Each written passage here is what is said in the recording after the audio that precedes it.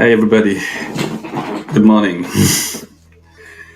Good morning and good evening from here in Australia. Uh, Thanks for joining. Very much appreciated. And I must apologize for being 45 minutes late, 45 whole minutes late to today's session. But sometimes some things happen and you don't have control over them. And this is one of those days that things like that happen and you don't have control over what happens. But I'm grateful, I'm happy, I'm excited that I can finally speak to you. It's been more than a month. I couldn't come up last month because a lot of things were happening, both at the family front as well as in at the work front and in my personal life as well. So a lot of things happening all together at the same time. Didn't allow me to, uh, come on and share another wonderful time with you guys. But here I am today, and I'm really grateful for the opportunity to be back to share another success convert with you. So, first of all, I'm really sorry and I apologize for the delay, but we're here now and we're going to have a good time. I truly strongly believe we're going to have a good time. So, let's go. If you can hear me, you can just let me know in the comment, so I believe you can hear me. But maybe just to confirm, you can just let me know in the comment. Thanks for joining. I can see people are joining on YouTube. I guess let me see. I can't see everything here, but yeah, I guess probably on Facebook. But we're live on YouTube, on my personal YouTube channel and on Life Excel's YouTube channel, as well as on my Facebook page, Life Excel page, SuccessConverge page, and all that. If you're in the group, you'll notice that I've shared the stream also in the group, because one of the technicalities we were having was related to connecting the platform to the Facebook group. We've had all sort of technical challenges today. One of them was connecting the platform to the group, internet issues, and that sounds very funny. But there's a lot of story with that, which we don't have time to share at the moment. And then my camera also wasn't connecting properly at the dying minute. But thanks, I can see the number is going up now. People are joining. So I know a lot of people would have been waiting for the session to start, and having waited for 45 minutes may have given up. So what I wanted to do is to just share the stream wherever you can, so that those who were supposed to be here and thought we're not coming live can know that we are back now and they can join us. Thanks very much, Isaac. Thanks, Coach Sam, for all this, showing up and supporting what we're doing. God bless you. So yeah, I've tried to share this session or the stream on my story and across other platforms. And if you're joining, I want you to join me in sharing also to your platforms or on your platforms, so that your friends and families can join. So because we've lost some time, we're just going to run quickly this morning, and hoping that we're not going to lose the key points or the key bits that we need to grab as we progress in the session today. So what we want to talk about today is mental models for intentional excellence. Mental models for intentional excellence.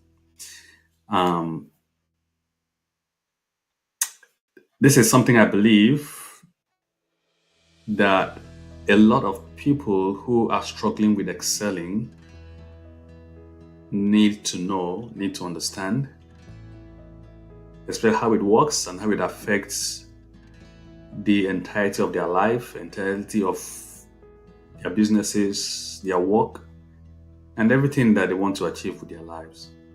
Everything we do revolves around mental models.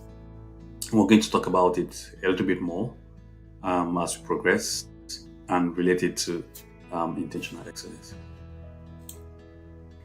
Before we go, I want us to do this. I want you to tell me two things you do every day that is related to your dream, that is related to your aspiration, that is related to your vision, that is related to your work, your family, your goals, so whatever it is, two things that you know you do every day.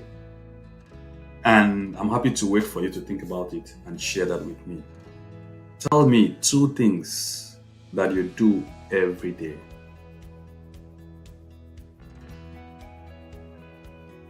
Two things that you do every day that is related to your dream, to your goals, to your ambition, to your values, to the things that are important to you. Two things that you do every day.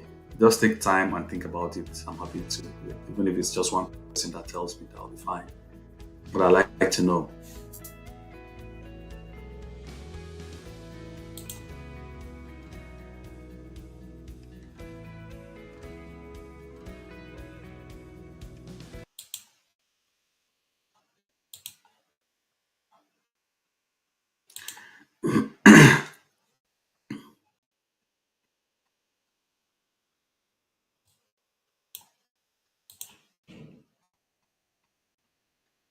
I like to know. So I'm waiting for you to tell me two things that you do every day that has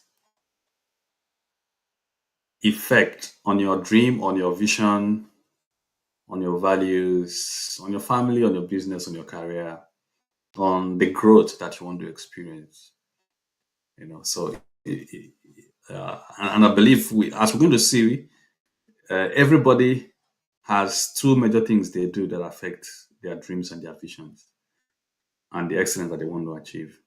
But I want you to tell me first if you're here with me and if you can hear me. I'll just wait for 1 more minute, and if I don't get any response, I'll just move on to share what I have.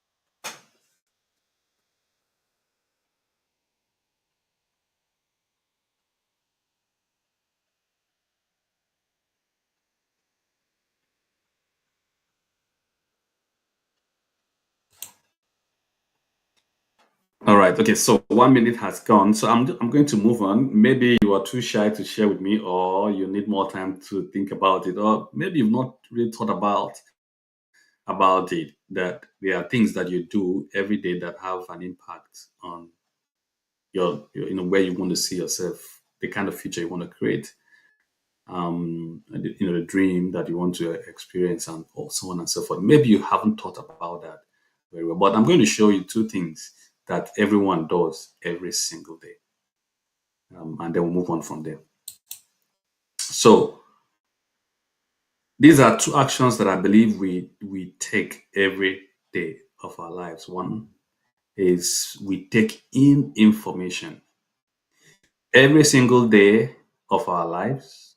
We take in information, whether you're thinking about it or not, whether you're conscious about it or not, whether you are actively engaged in seeking information or not. One thing that if you think back right now that I'm talking about it, it will dawn on you that indeed every single day of my life I take in information. Every single day of my life I take in information. The second thing that we do every day, knowingly or unknowingly, consciously or unconsciously, with purpose or without purpose, is that we take decision every single day based on the information that we take in. So two things we do every day. One, we take in information. on social media, print media, on the TV, uh, from friends, from colleagues, from family members. We take in information every single day. And every information we take has an impact on us. The second thing we do is that we take decisions or we make decisions based on those information that we take in every single day. Now, why is this important? Why is the information we take in every day and the decision we make based on the information we take in important? It's important because every success or failure in life is dependent on how we process the information to decision loop. So between the time you get an information, let me take off this slide so I can speak to you. Between the time you take in an information to the time you make a decision based on that information, there is a gap. There is a loop that connects the information that you've taken in to the decision you make based on that information. And the point is this, that every success, every failure in your life, whether it is in business, in your ministry, in your career, in your family, in everything that you're doing, if you've ever experienced any kind of success or if you've ever experienced any kind of failure, both are dependent on how you process that loop. The things that happen in between the time you get the information and the time you decide based on that information are the determinants of every success or every failure in our lives. And this is very, very critical because it's not a it it it is not many people there are not many people who sit down and think about the processes, the activities that occur internally between the time someone tells them that you are stupid to the time they behave as stupid people. People don't take note of that. People don't sit down to think about the things that happen in between that particular loop from the time you get that information to the time you act or decide to act on that information. So when somebody tells you you're great, you're wonderful, you can do it, and so on and so forth, to the time you actually become somebody who is great and someone who can actually do it, some things happen. But people don't take time to think about it. But it is a loop, it is a gap that goes a very long way to determine how our life is shaped, how our decisions, eventually come out, and what eventually become the result of the decision that we're going to make. So the point I wanted to take is this: that for every success, for every failure, there is a gap between information and decision in which something happens, in which activities take place, internal mental activity take place that end up determining whether someone will come out successful or come out as a failure. So, what happens then in between this loop that I'm talking about? What are these activities? What is things that happen at,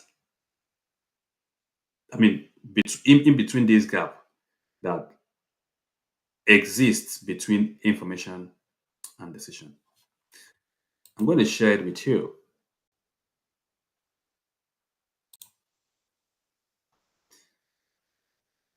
So,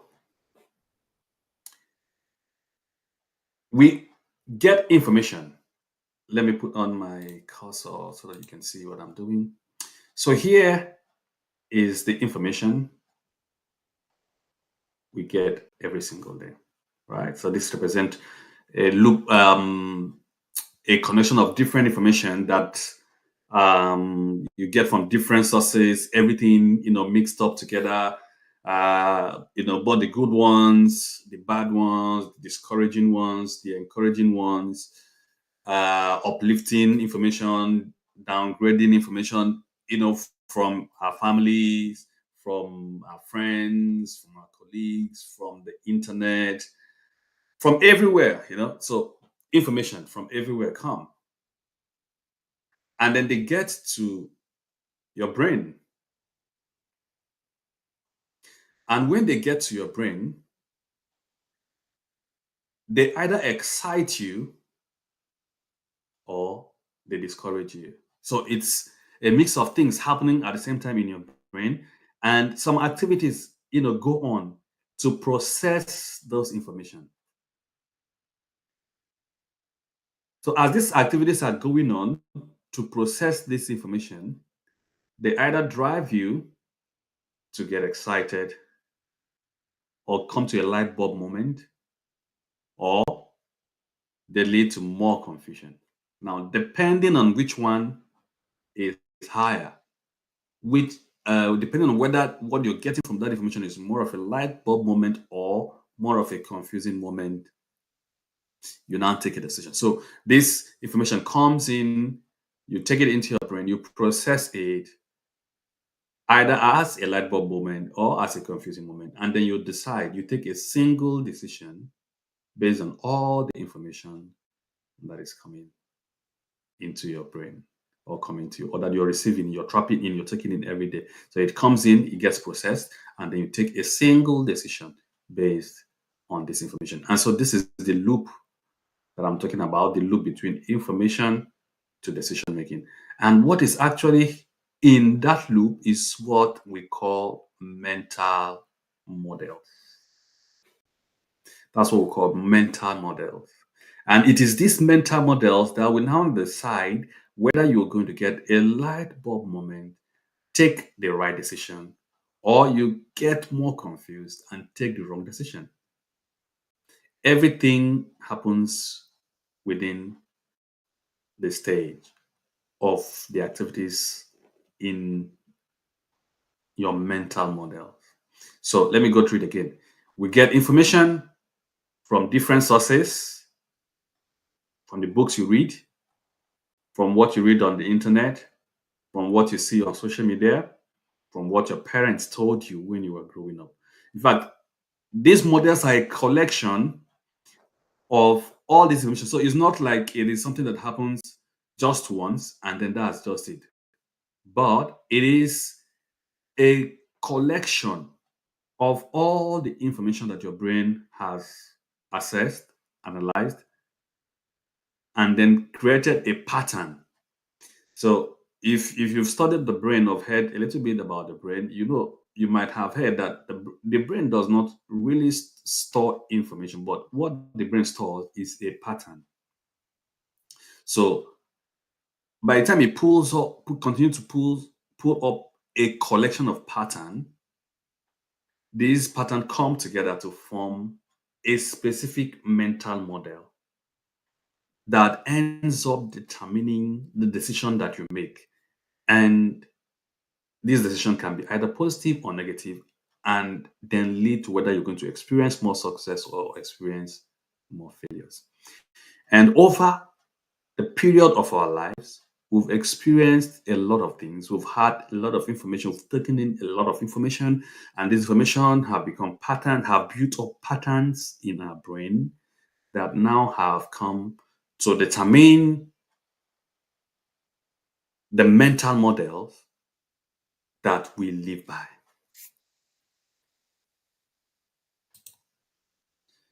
So, I'll take up this course again. Uh, mm,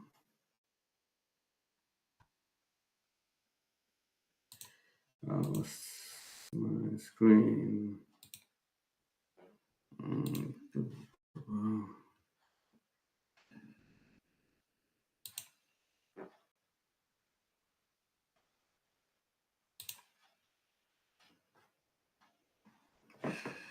Sorry, guys. I've mistakenly closed my slide, so I'll quickly share it again.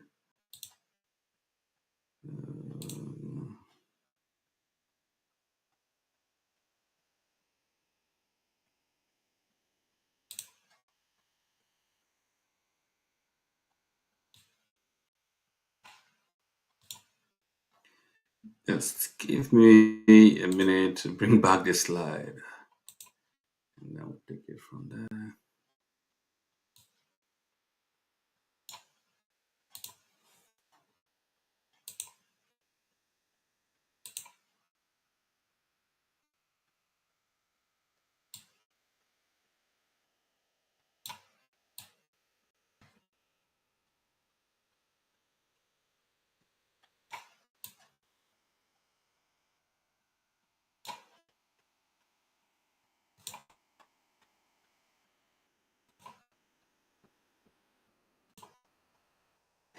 All right. So, sorry about that. Just mistakenly clicked on my slide and closed it. All right. So, I've just said that the information you get is processed, and the processing happens through your mental models, and then you take a decision. And I've said also that the information you get into your brain is not necessarily stored as an information, but stored as patterns. So if you keep hearing you're stupid, you're stupid, you're stupid, you're stupid, it's not necessarily the word you're stupid that the brain is going to be storing, but the pattern that you exhibit following hearing that information that you're stupid. So and so it forms a mental model. And if you're hearing the opposite, which is you're great, you're wonderful, you can do this, you can do that, you're great at what you're doing, and so on and so forth, and you respond to it, the brain will begin to store the pattern of responses to the information you get, and not necessarily that information. So whenever an information comes in, the pattern that is already there, which has formed a mental model, determines the decision you're going to take. And so that is why the point I was trying to make before the slide went away is that great information, that is why great information does not necessarily translate to great decision. You see people, I mean, even in your own personal life, you may have experienced what I'm about to share now. You see an event and you know that this is a great event, and you share it with people. You tell them this event will change your life, and you expect them to decide based on the fact that this event will change their life. And you'll be surprised that they don't take the decision to attend that event. Why? Because great information does not necessarily translate to great decision. You get an opportunity and you know that this opportunity will benefit somebody. And in your mind, you think that, okay, if you share it with this person, that this person will appreciate it and work with it and take action on it. Surprisingly, you come back 2 weeks later and you ask the person, this information that I shared with you, how far, what did you do with it? And the person will just start telling you stories. Something happened and I couldn't, go ahead with it and so on and so forth. And you begin to ask yourself, how come this is a great information? This is a great opportunity. This is something that could have transformed or, transformed this person's life. And I've shared it with him. I've shared it with her. But still, this person is not taking it, serious. So, great information does not necessarily translate to great decision. And the reason for that is because of the mental models that that person has been operating on. So, what determines whether an information, no matter how great it is, will lead to a great decision is your mental model. So let me say it again. What determines whether an information will lead to a great decision is your mental model. And it's the other way around as well.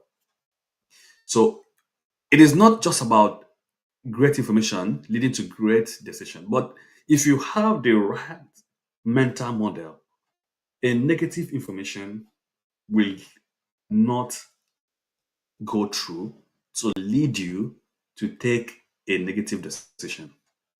And I'm going to explain it later on.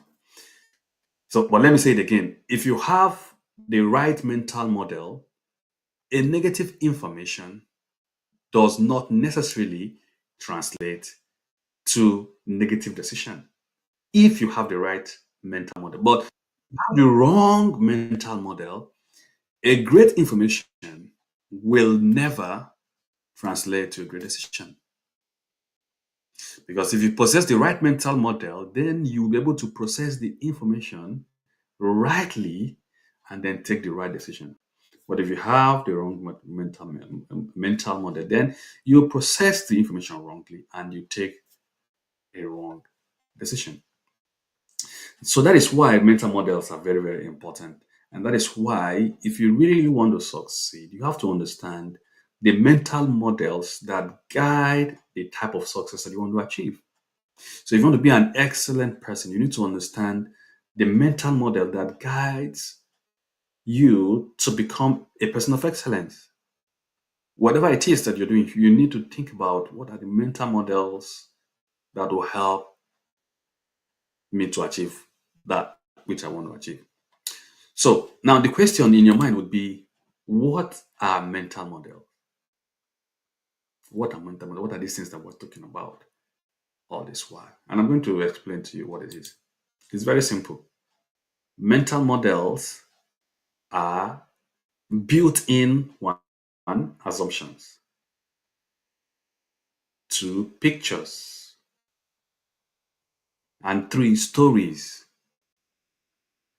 that we tell ourselves because we've stored them in our minds over a period of time. So mental models are assumptions, they are pictures, and they are stories that we've stored in our minds so that when we see something or see someone or hear something or if anything happens at all to around us or to us, we automatically and unconsciously draw certain conclusions about that thing or that person.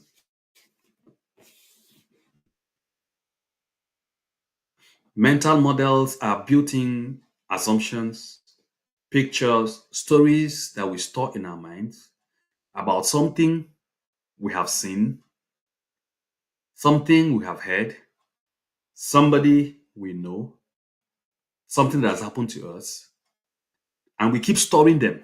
We keep storing them and keep storing them. And then we get to a point where decisions about people and about things become automatic without thinking about them. Without, I mean, there's no conscious, you don't need to be conscious to now take the decision because you've become so used to seeing these pictures. You've become so used to hearing these stories. A typical example, when people talk about Australia, very typical example. One thing that people tell about the story that people hear about Australia is that Australia is full of snakes. Australia is full of snakes. Now, to the point that people believe that if you walk on the streets of Australia, you will just see snakes everywhere. And because people have heard that particular story over a period of over a very long time, when you mention Australia to them, what comes to their mind unconsciously, yeah, that country that is full of snakes. Think about it for your life. There is something you have heard over and over and over and over again. And they say people from your tribe, they don't make good wives. or people from your tribe, they don't make good husbands. And you've heard it over and over and over and over again, to a point that the pictures, whenever you remember anything marriage, the picture that comes to your mind or the conclusion that comes to your mind is, how can I be a good husband?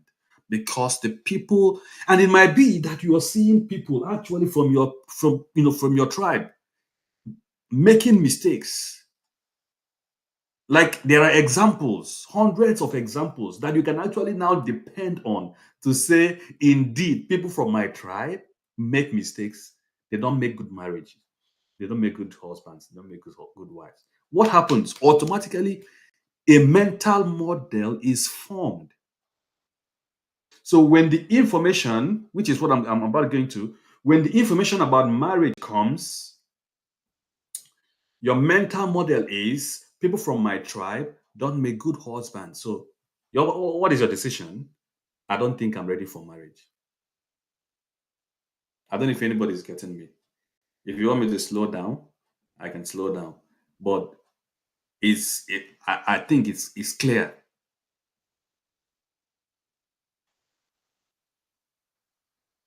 I think it's clear. And when you think about yourself, you will see that there have been certain assumptions, certain pictures, certain stories you've been storing up in your mental hardware, internal mental hardware, which is your brain. So when we talk about mental models, we're talking about those things that you've assumed, those things that you've seen, the stories you've heard, and you've stored them in your mind about something, somebody, in such a way that when anything happens, automatically you know what the conclusion is to you. They are a set of beliefs and frameworks through which we make sense of the world. How do you see your world? The way you see your world is through your mental models. So if you see the world as a negative place to live, it is the mental models that you have that is making you to see the world that way. But not just the world around you, not just that everything in the community is not working, not just that nothing is working in your workplace, not just that the people around you are not getting it well, and so on and so forth. It is also how you see your own world, where you have the playing ground. I mean, the full field to yourself to do whatever it is that you want to do. Your own world as an individual, as a person. The way you make sense of your own world through the set of beliefs that you have and the frameworks that you hold on to. Those are your mental models. And I've given one or two examples. There are many of them that are in use, already in use. There are many of them that are already in use. And we use them without thinking, really without thinking about it, because they become part of our life. They become part of our life. They become a pattern. And so you don't even need to think about it to make use of them. How many of you, I know that you may have heard people say that boys, for example, are better than girls in mathematics. So girls grow up hearing that boys are better than them in mathematics. So if a girl is exposed to that kind of environment where she believes that boys are better than girls when it comes to mathematics, what do you think her life would be when she goes to school and she has to face boys in mathematics, or she has to face mathematics and there are boys in the same class? Of course, she will go in with the mindset that, okay, why am I even here? Because there's been a conclusion on me as a person that this is who I am. And so this is one of the examples of how people, through certain kind set of beliefs or frameworks, see the world. And if people continue to see the world in that way, for example, boys being better than girls in mathematics, it becomes a problem. You may have also heard something like left-handed people are more creative than right-handed people. And if you are not a left-handed person, whenever there is an opportunity to be creative, if you've taken in that particular model so much that you begin to believe, or it becomes a pattern in your life, that people who are left-handed are more creative than those who are right-handed. Before you know it, whenever there is an opportunity to be creative, you will pull back. Whenever there's an opportunity to do things that has to challenge your ability to create, put your creative mind to work and so on and so forth, you begin to pull back because you've taken in so much of this belief system that people who are left-handed are more creative than those who are right-handed.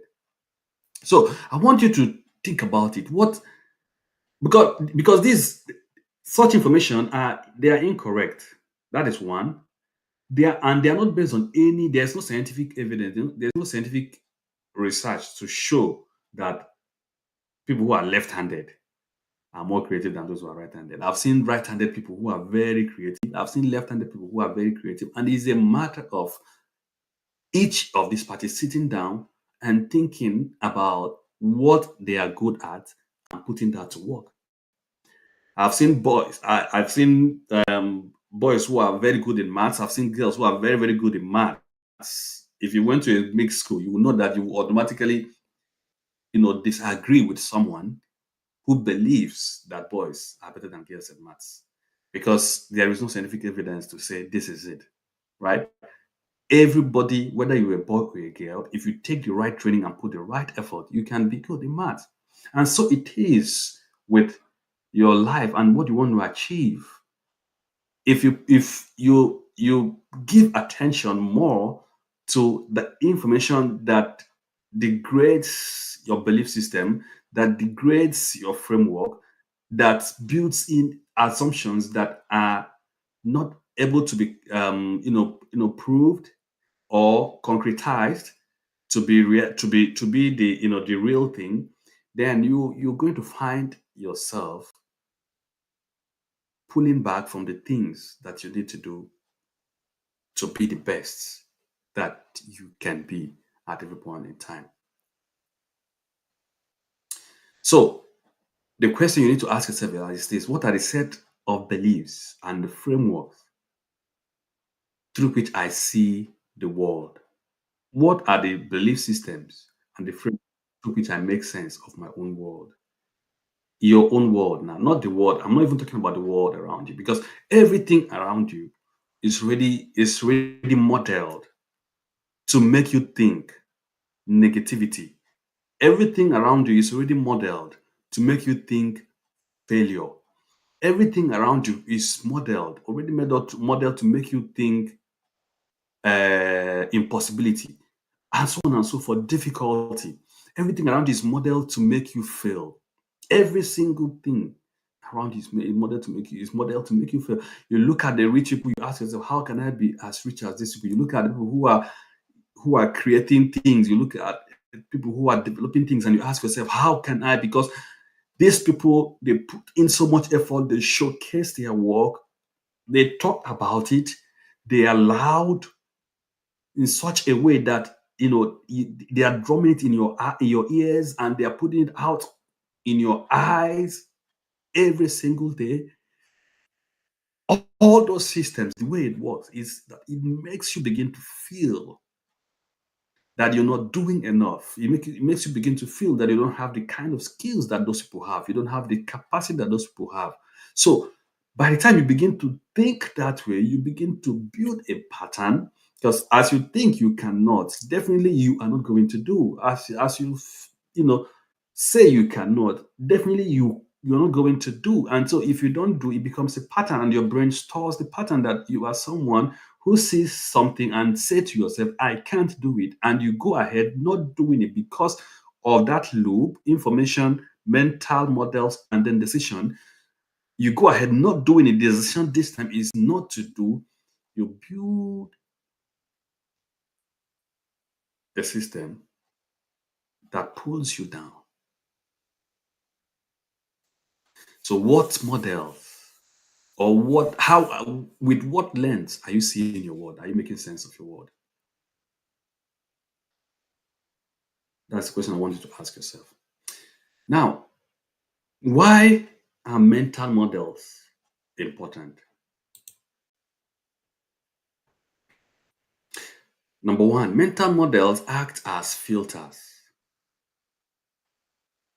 So, mental models act as filters that filter the message or the information that we receive. And that is the reason why you need to really, really sit down and think about the mental models you've been operating on that you see your world with. The lens through which you see your world, the lens through which you make sense of your world. Remember, we concluded by saying that mental models are a set of beliefs, set of frameworks through which we see our world. So why they're important is because it is through them you see your world. And so if you can filter through the right thing, then you will take the right decision and then you take the right action. So the first reason why mental models are important is because they act as filters and they filter through the information that we receive and they help us to take the decision that we take.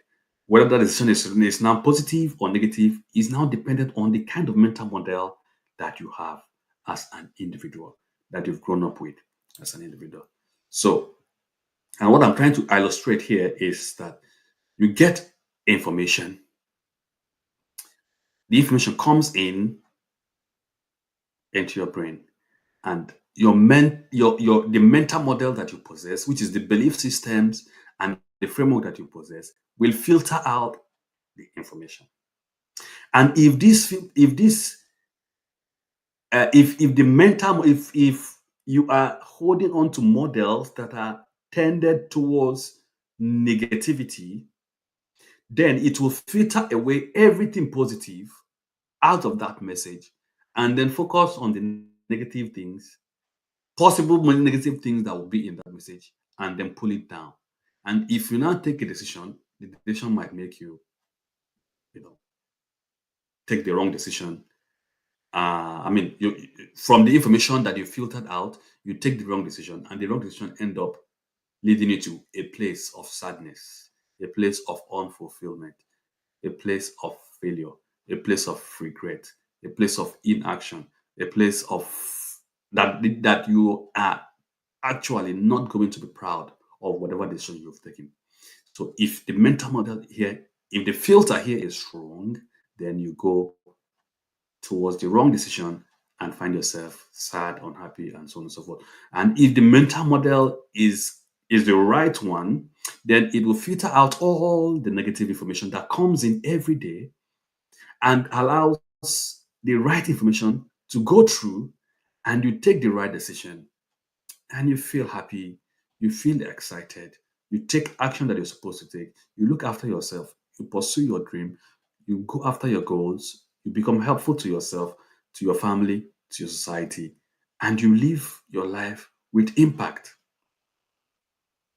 And so, depending on the mental model that are built in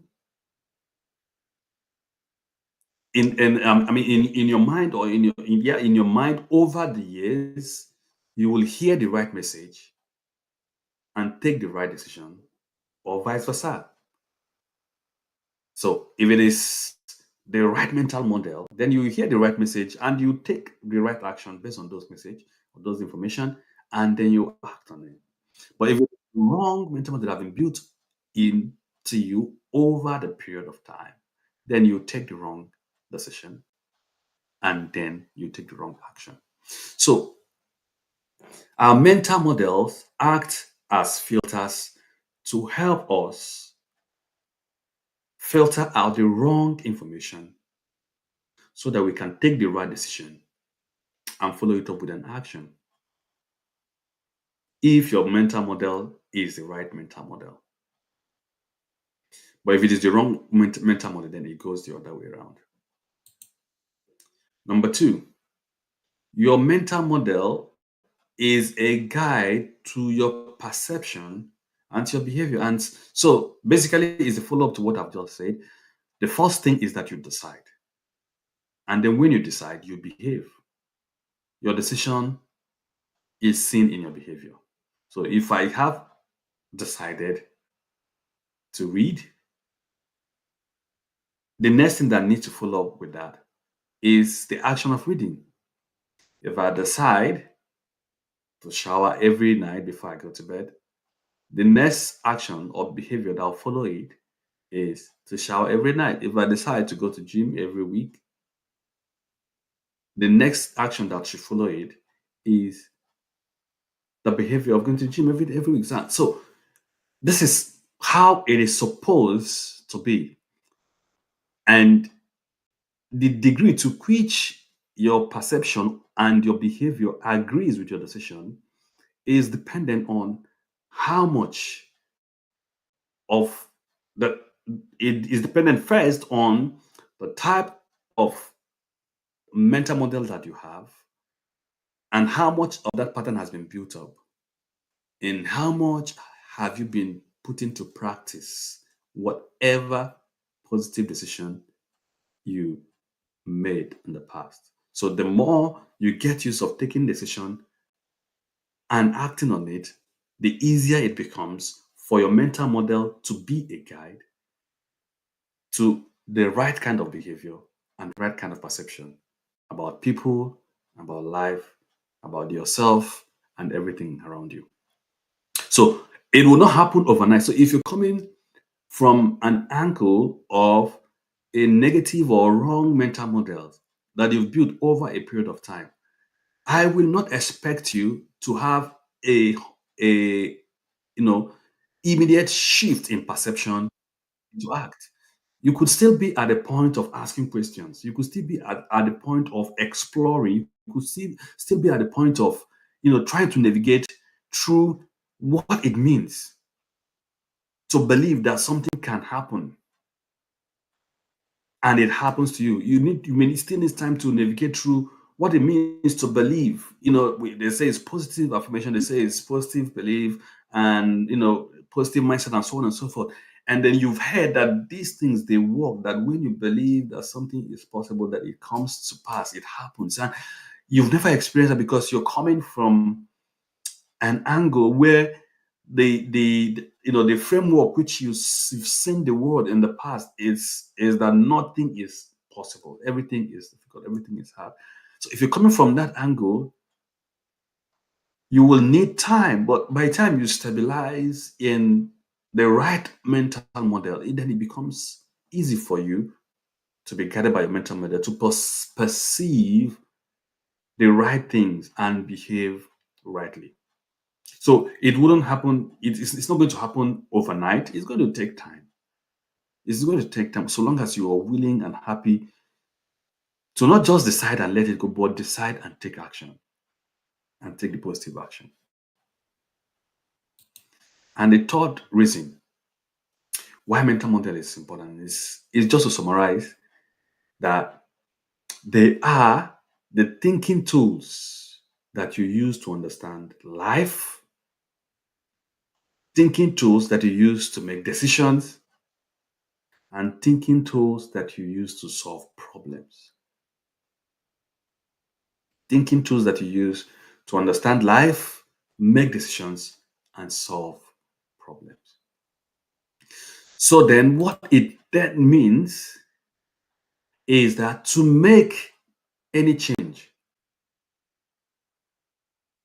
it doesn't matter what kind of change it is, so long as there is something to change. For that change to happen, your mental models must align with the desired change.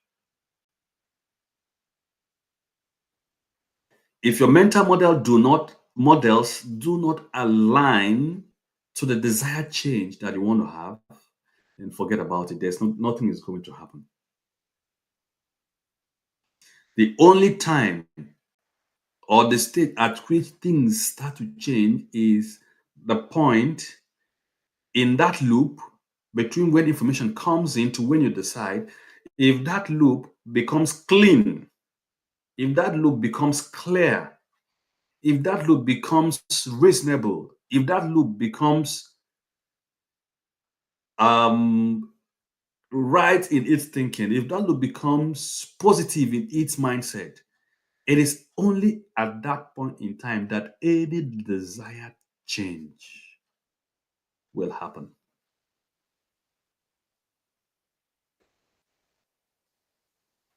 If there is no alignment, then there's not going to be any change. Do you know I've met people, going back to the first example I gave about Australia and snakes? Do you know I've met people, and this is fact. I've met people who have said they will never.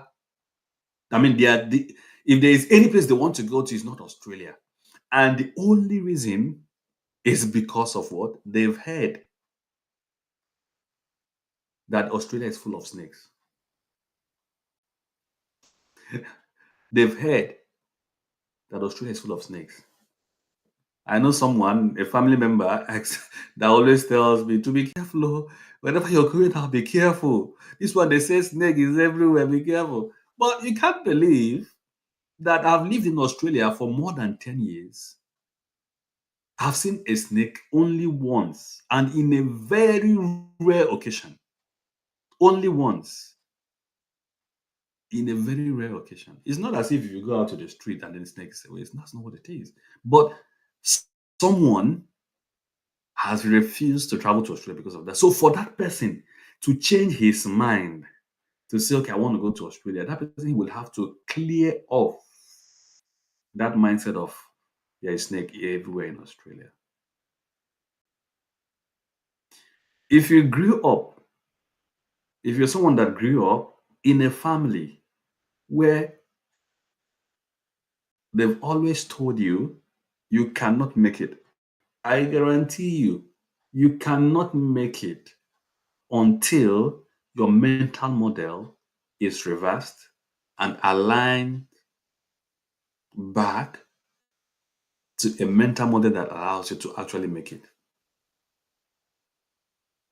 And that's why the Holy Scriptures, the Bible says,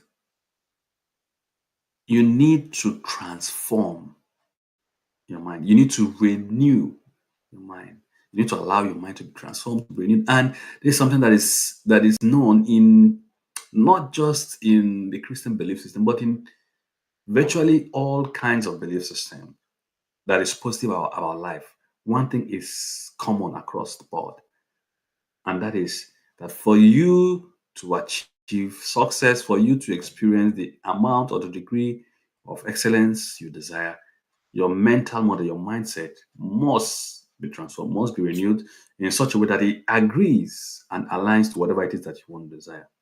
And like I've mentioned in previous sessions or past editions or at one time or the other, is that whatever goes on in your mind is actually equivalent to a prayer. Whatever goes on in your mind is actually equivalent to a prayer. So if what goes on in your mind is not in agreement with what you truly, desire, like if what you believe, if what are the frameworks that you live in do not agree with the desire that you have in your heart, then it's not going to happen. So to make change in our lives, we need to make an alignment between our mental models and the desired change that we want to see. So in the rest of the slides, I'm going to talk about mental model alignments for intentional excellence. And what I mean by that, if you truly want to excel in life, there are mental models you need to be aligned to for you to experience excellence in your life and in your work. Excellence will not come to you because you want it. Now, if your mental models are wrong, then you'll take the wrong decision. And so no matter how much you desire to excel, you cannot experience it. And when I think back to my life as a person, I remember when I came to a point, I never believed I could be an excellent person. I never believed I could experience excellence. And I mean, I never believed I didn't grow up. I used to come, tops in my class as a pupil in primary school. And throughout my secondary school, at least my junior secondary school, senior secondary, there was a little bit of challenges then, but I kept moving up after changing school. A little bit of challenges of changing school, but after that, after a year or two, I started stabilizing, and I was among the tops in my secondary school as well, senior secondary, when I graduated. So, but all those things never meant anything about educational excellence to me.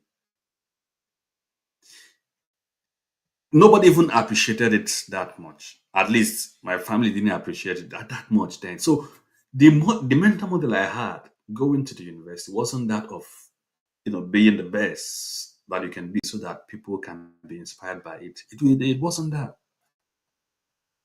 So I was just a normal kid, normal, university student, doing everything the way other students were doing it.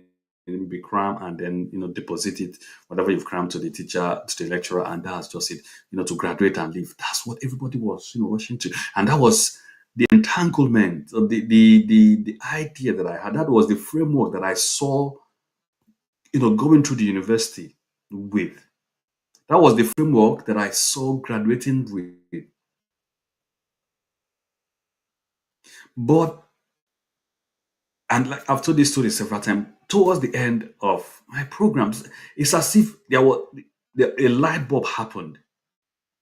A light bulb moment happened to me, and I began to think that, oh, I could have done better than I have done so far. From that moment, every single information that passed through me, I looked at it differently, and I saw how it impacted or changed my life. But I didn't just look at it differently and that was it. I took decisions. I started taking decisions. I started acting. I started looking for information or seeking information, getting the right information, deciding what to do on with those information, and then acting on those information. And from that moment onward, I never limited myself. And some of the things that helped me are the things I'm going to share in the rest of the slide as mental model alignment that you need for intentional excellence. The first one is knowledge mental model. So the first mental model alignment for intentional excellence is knowledge mental model. So, and what that simply means is that what I know is enough to get me started to where I want to be. And this is different from I do not have enough to get started, because you might be at a level where you're saying yourself, I don't have enough to get started. I must acquire this course before I get started. I must go to this program before I get started. I must be mentored by this. I must go through this before I get started. I must read this book before I get started.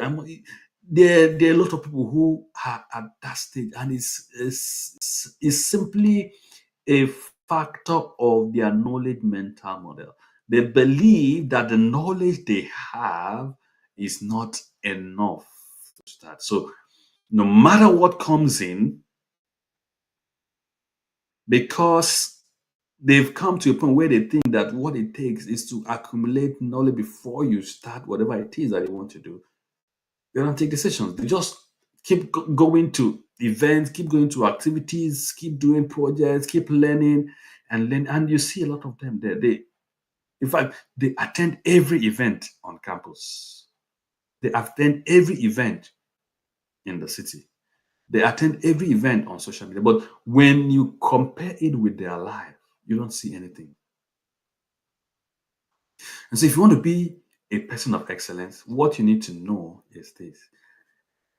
And that is, whatever you know today, no matter how little it is enough to get you started. It is enough to get you started. Whatever it is that you want to start, whatever it is that you want to do, what you need is to start from where you are with what you know. What you need is to start from where you are with what you know. It is in starting with what you it is in starting with what you know from where you are right now that you will now continue to grow and increase in knowledge.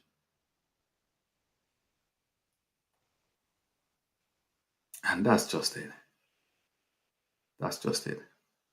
If you don't start, you will not know. You say, I want to have, it's when I want to wait until I have all the whole time, then I can finish them. But no, you can read a page a day and know that, okay, this is the most that I can do at this particular point in time. But that has kept you, that has kick-started the journey for you.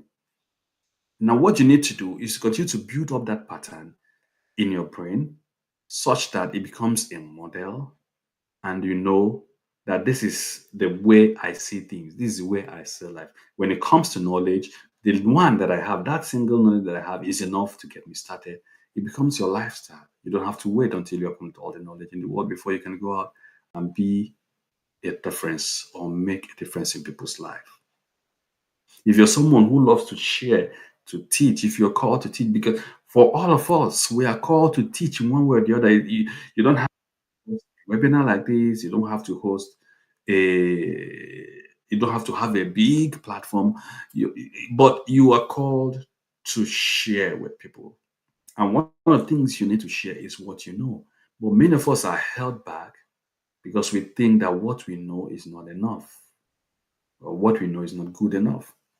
But for those with positive mental model for international excellence, they know that what they know at this time is enough to get them started to where they want to go. I'm not sharing this with you because I know everything about mental model. No. In fact, it's a big topic on its own. It's a big topic on its own that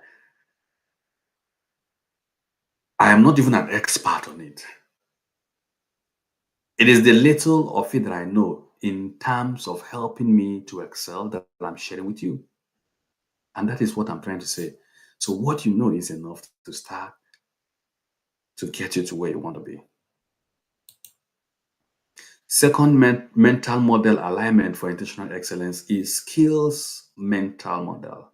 So, there are those of us who are skill based. You might not be knowledge based, right? Or you might be knowledge based and also be skill based. So, but some people are mostly skill based. They want to develop skills and use those skills to showcase their excellence and so on and so forth. So the right mental model that would help you to excel is that the skills that I have are enough to get me to on getting me, started to go to get to where I want to be.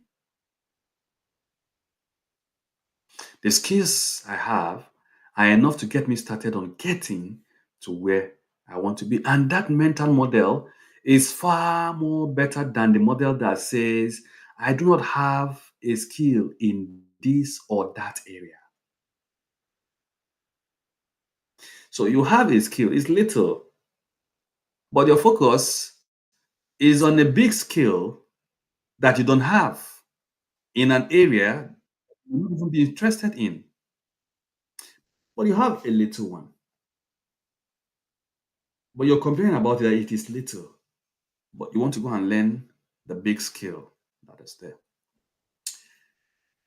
Growing up as well in ministry, I remember many years ago as well, my spiritual leader, discovered, and this was how I grew up in ministry many years ago. He discovered that I could write. I can't even remember exactly how it happened, but it had to do with writing. Maybe it was taking minutes at leadership meeting or something like that. And then there was need to start an editorial board, a kind of an editorial department. And I had that little skill, very little skill. Wasn't even very conscious of it. I knew that I grew up, liking to write, and I wasn't too conscious of it. But he saw that I was good at that, and he um created that group, and I was part of it, and I think he made me the leader.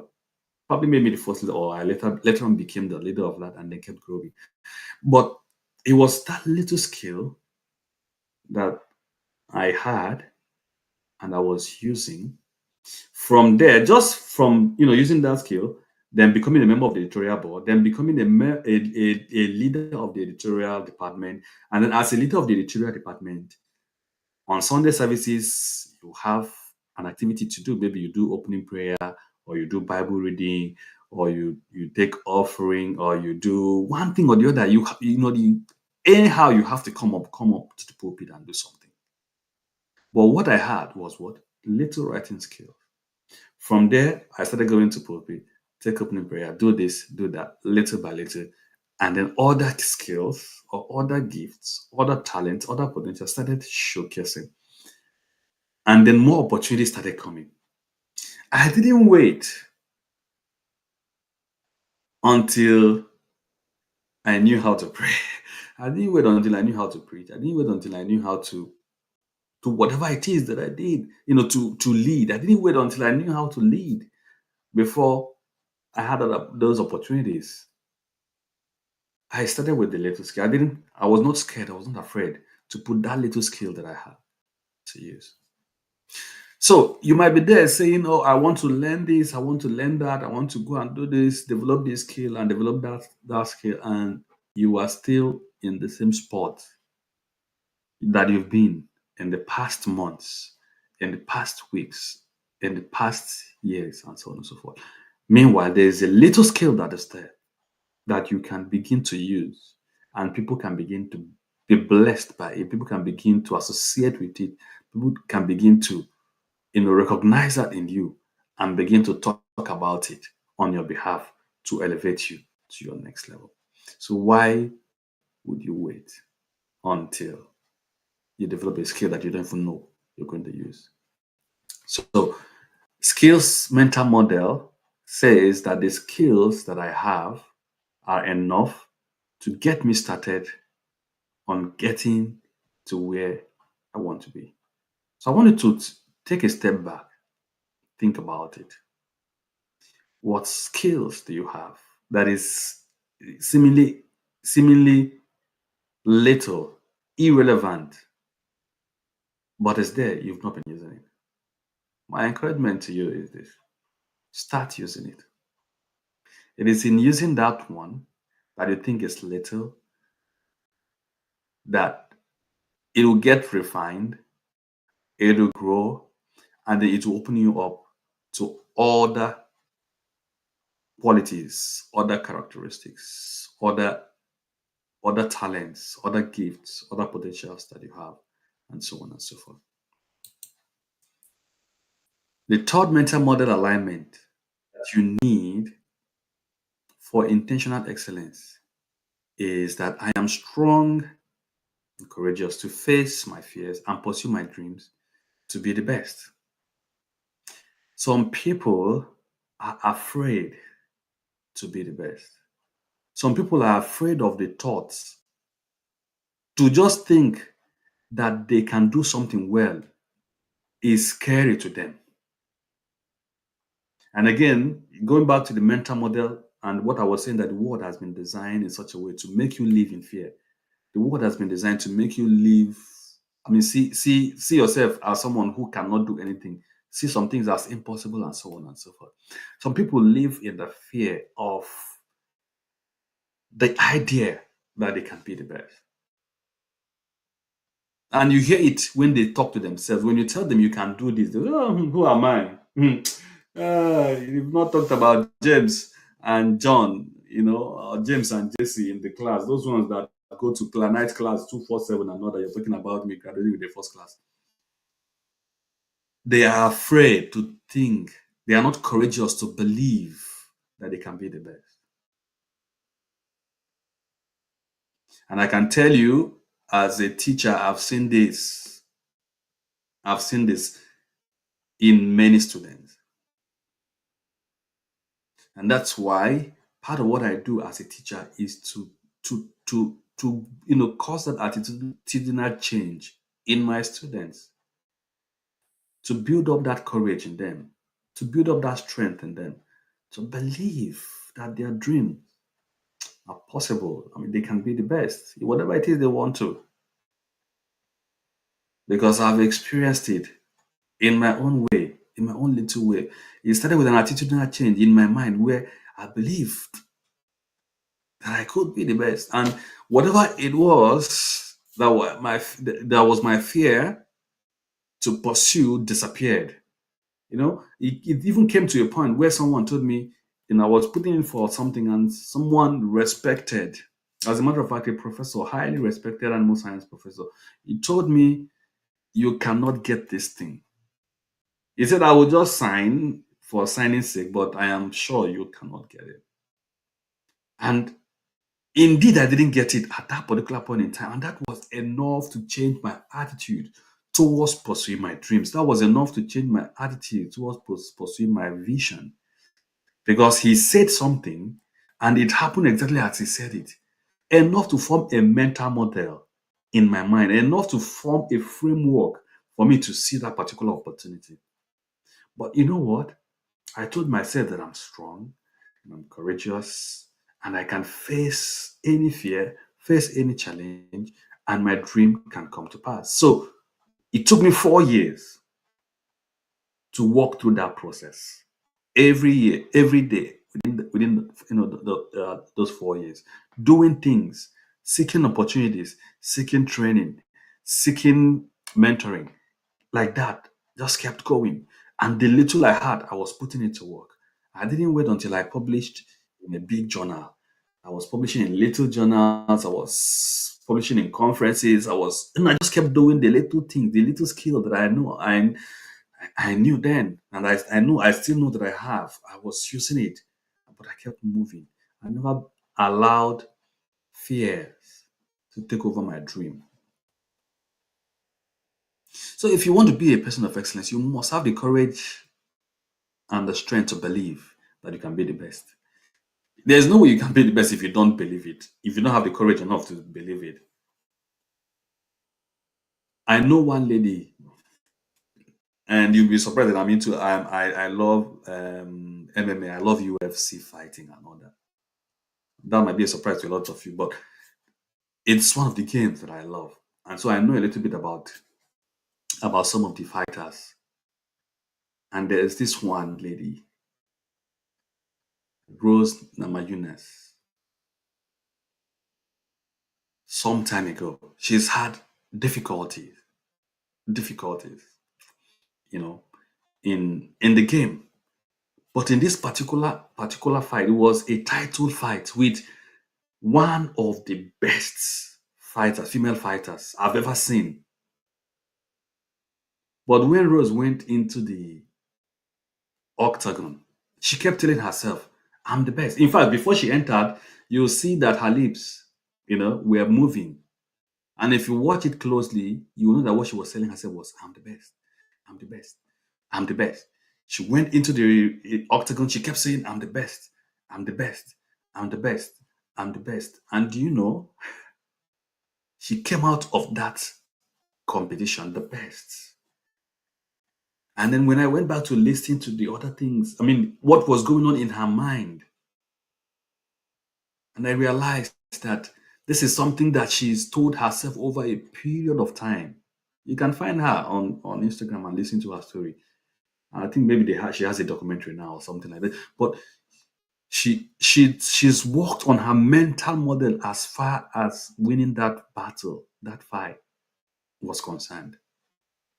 She went in as an underdog, strong, courageous, and she left the octagon the best. So if you want to be the best, you can't afford to think that I can be second best. Hmm, I can be third best. No, no, there's no room for that. Your mental model will be that of that I can face my fears, pursue my dreams, and be the best. It is far much better than telling yourself it is too hard to be the best.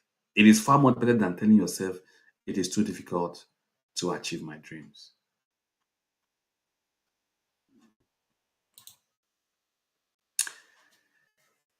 The fourth mental model alignment for intentional excellence is the aspiration mental model, where you need to be someone that aspire. It's not just telling yourself, we've dealt with that. Tell yourself, I am strong, I'm courageous, I can face my fears and pursue my dream to be the best. But beyond that, you need to tell yourself, you need to aspire to become the best. So you tell yourself, I will become the best in, I don't know what it is, whatever it is that you are aspiring to be the best, you have to tell yourself, I will become the best in whatever it is that you're doing. And I tell myself this. I go into a place, I go into it with the mindset that I will be the best in this thing that I'm doing. I will be the best in this thing I'm doing. I want to do it differently. I want to do it impactfully. And I will, when I begin to do it, I do it with that at the back of my mind. I do it with that aspiration at the back of my mind that at the end of this thing, I want to be the best. I want to, this is how I want to be seen. Do you have a picture of who you want to be? Do you have a picture of where you want to find, get, where do you truly want to be at the end of 2023? Where do you truly want to be at the end of 2024? There is no way you can be there. There is no way you can be there if you don't have that aspiration in your mind. I had three things. December 2022, I had three things I told myself that I will become. Three things.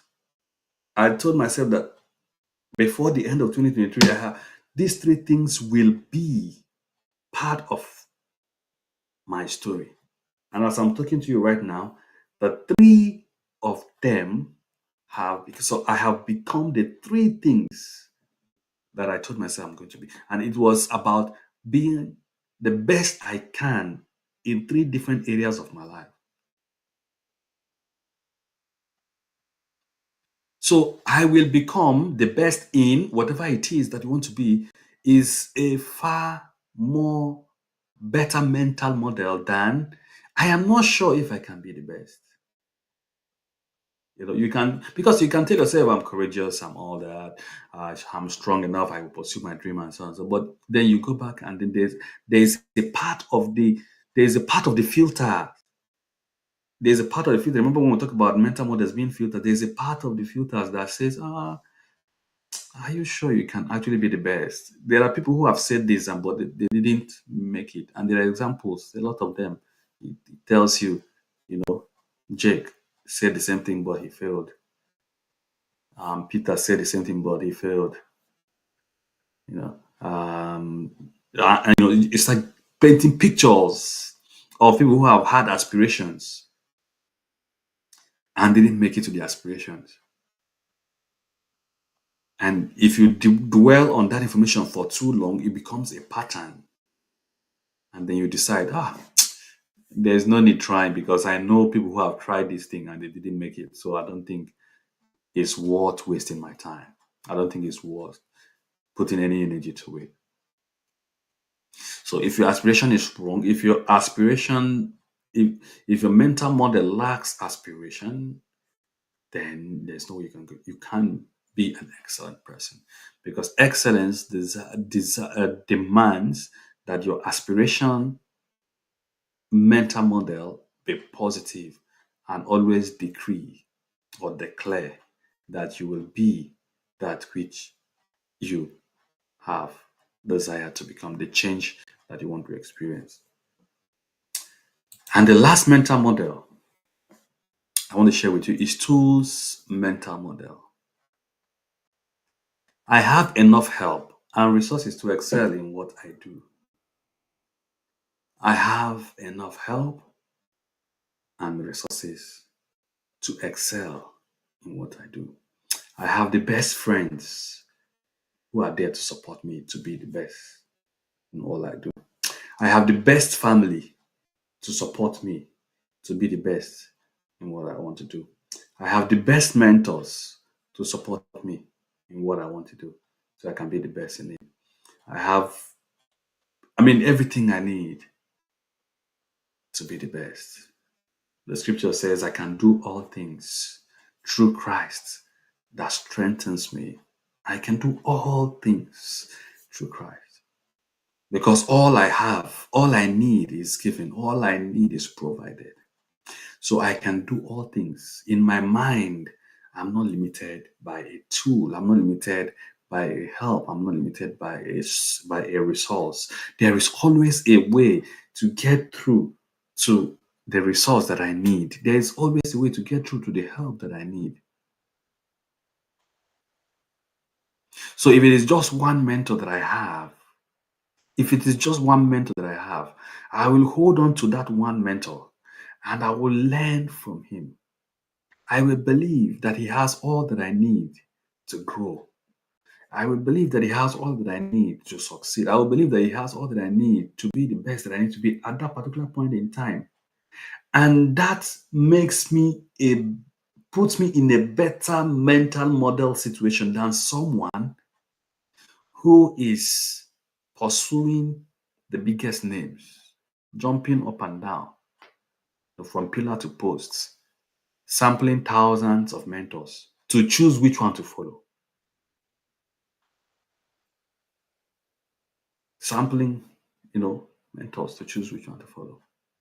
So if I have one, I'm satisfied. I believe that he has or she has enough to give to me to make me the best that I can. If in the process I have an opportunity to add other mentors, then that is fine, that is good. But I can't hold back myself. I can't hold back my future. I can't hold back my destiny. I can't hold back my excellence because I'm running after 1,000 people that I don't even know whether I can access them or not. So why not start with where I am, with what I have, with the people in my life, with the resources that are available to me at this particular point in time. It is from those resources, it's from those help that other helps will come, and that from the little resources that I have, that many more resources will come. And this is how intentionally excellent people think. They don't wait until they have everything figured out. Yes, few weeks, a few days ago, I shared a picture of myself 14 years ago, 15 years ago, and I look very funny. I look like, I mean, you can check it out on Facebook. It's there. I didn't look like someone who was going somewhere, and I didn't have everything I needed at that particular point in time. I didn't have everything I needed at that particular point in time. I had very little resources. At that time, I had just one mentor as well. Just one mentor. But I believed so much in that mentor. And I believed so much in the little resources that I had. Like all my papers were published in local journals that are not, peer reviewed or they're peer reviewed, but low rank, very very low ranked journals in developing countries. Many of them actually in Nigeria and Iran or something like that. Nobody would ever believe that journals from those part of the world would be strong enough to lift me to the next level. But those were the things that I had then, and I believed in them, and I cherished them, and I worked with them. They gave me a mental model that these things are enough to open opportunities for you. And so my decision based on that mental model is to keep trying. So I have this information that I have, these resources, this help. They are not perfect, but these are the things I have. At that particular point in time, I decided to make use of those little things, resources, help that I have, to keep trying, to keep trying, keep doing my best to keep finding opportunities to grow and so on and so on. So don't wait. Don't wait. Review your knowledge mental model. Review your skills mental model. Review your attitude mental model. Review your aspiration mental model. And review your tools mental model. A typical example of tools mental model is those of us who are waiting until you buy iPhone 14 or iPhone 15 before you go live. You're waiting for iPhone 14 or 15 before you go live. I can't go live with iPhone 8. I can't go live with iPhone 5. What are you waiting for? Intentionally excellent people don't think that way. They don't think that way. And I know many people who are waiting until they have everything figured. I didn't have everything figured. Even till today, I don't have everything figured. The reason why I started late today is because I don't have everything figured. I don't have everything figured. I have some tools I've gathered over the years, but still, I don't have them figured. I could have given up after 45 minutes of not starting today's session, and it was just because of tools and gadgets. And I would have said, okay, no, I won't do again. I won't do today's session, and I won't do SuccessConverge again until you know I upgrade the tools.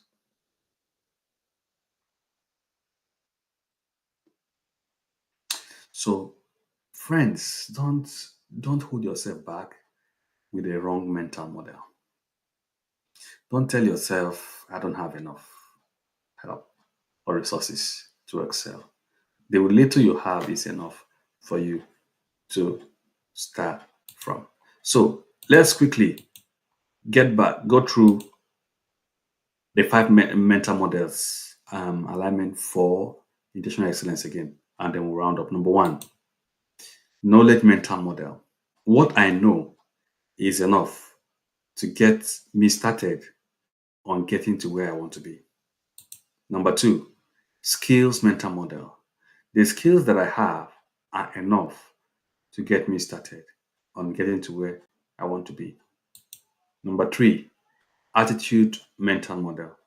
I am strong and I'm courageous to face the fear and to face my fears and pursue my dreams to be the best.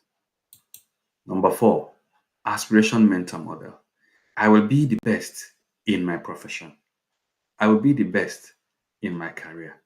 I'll be the best in my family. I'll be the best in my community. I'll be the best in my class. I'll be the best in my workplace. I'll be the best in everything that I find myself doing. And then the last, which is the fifth mental model, alignment for international excellence, is tools mental model. I have enough help and enough resources to excel in what I do. So, where should you start? Round up with this. Ask yourself, how do I see my world? How do I see my world? Am I seeing my world as positive to live in or negative? Now, I'm not talking about I'm talking about your world,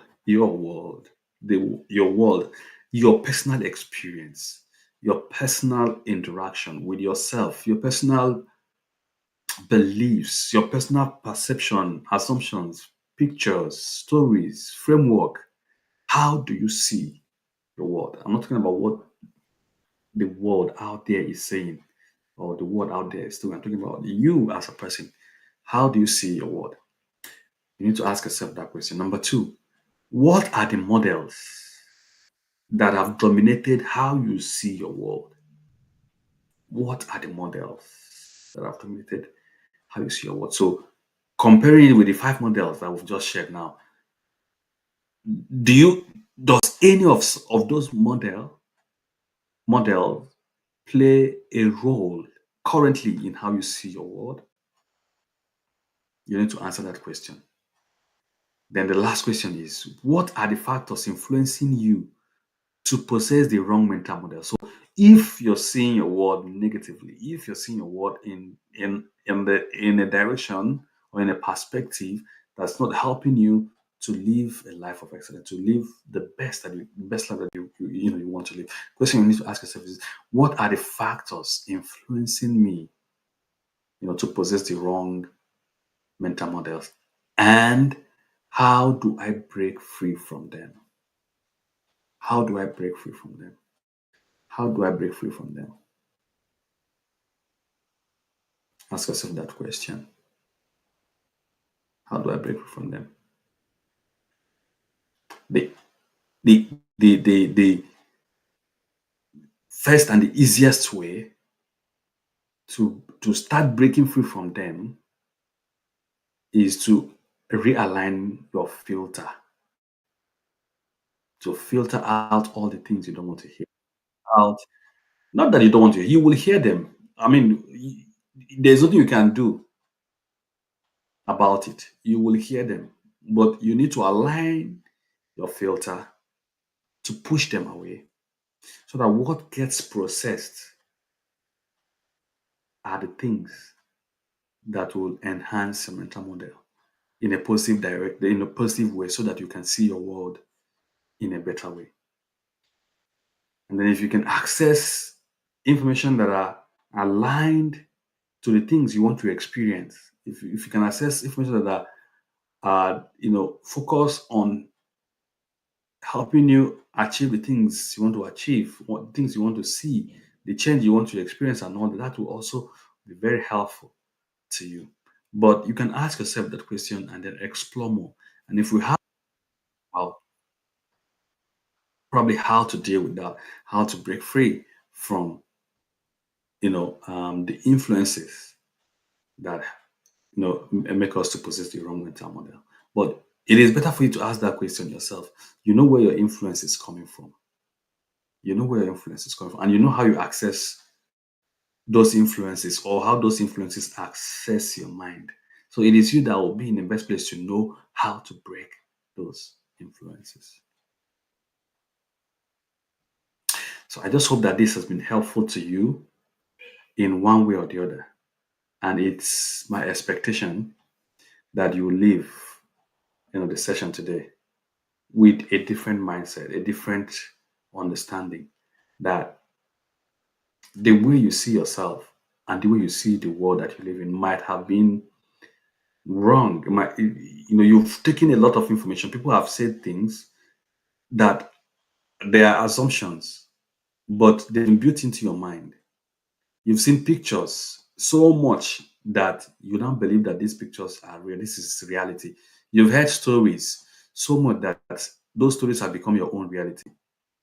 And that is where you were before you joined this webinar or joined SuccessConverge today. I want you to leave SuccessConverge thinking differently, that even though these things have been built up and they're making me to see things the way I've been seeing them, those things are not reality. Those things can actually change. And that is my target for today's SuccessConverge, that you live with mental models for intentional excellence. So I want to thank you again for joining me today. I want to thank you for your patience. I want to thank you um, for sharing your time with me. Uh, one of the most valuable things we have is our time. And if you're lucky enough to help someone share their time with you, you have to be appreciative of that. And that is how I feel. So I appreciate your time. I appreciate spending it with me. And um, I really appreciate you being patient, especially with the initial drag with starting and all that. So I hope you have a wonderful rest of your day, and I'll see you next time. So the next time we'll be meeting might be for Intentional Excellence Conference or for one more session in November. So I'm still working around that, and there's not been any concrete decision yet, but definitely we will be on your face again very, very soon. So have a very beautiful rest of your day, and talk to you soon. And if there's anything that I've said or mentioned in the conversation that you're not too clear about, you can leave a comment for me, Facebook, on YouTube, and I'll be able to engage with you and throw more light on it on any of those platforms. So thanks very much one more time, and talk to you soon. Bye.